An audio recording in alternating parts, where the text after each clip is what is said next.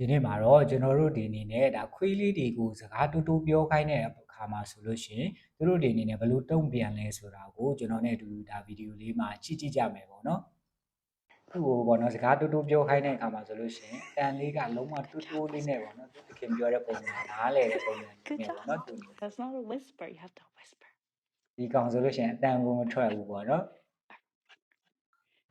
Nope. ဒီကောင်လေးဆိုလို့ရှိရင်လည်းဒီမှာသူ့ကိုတူတူလေးပြောပါတူတူလေးပေါင်းပါဆိုပြီးမှပြောလိုက်တာ ਨੇ အတန်ရော့သွားတယ်ပေါ့နော်ဒီမှာဆိုလို့ရှိရင်ငါ့ကိုကောက်ွယ်တာမင်းတူတူလေးပဲကောက်ွယ်ပေးပါဆိုပြောတဲ့အခါမှာဆိုလို့ရှိရင်တူတူပဲ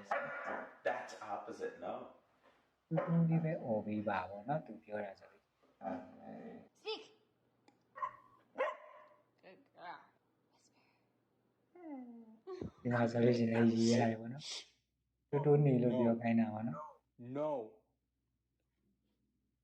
သိစရာလေးပေါ့နော်သူတို့တွေနားလေတယ်ပေါ့နော်ကျွန်တော်တို့တွေရဲ့စကားတွေကိုသူတို့တွေနေနဲ့နားလေတယ်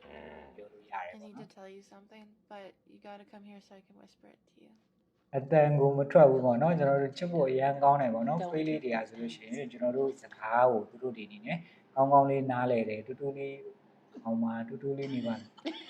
Quiet speak. ခွေးလေးဆိုရင်လည်းတော်တော်ချစ်စရာကောင်းတယ်ပေါ့နော် Speak.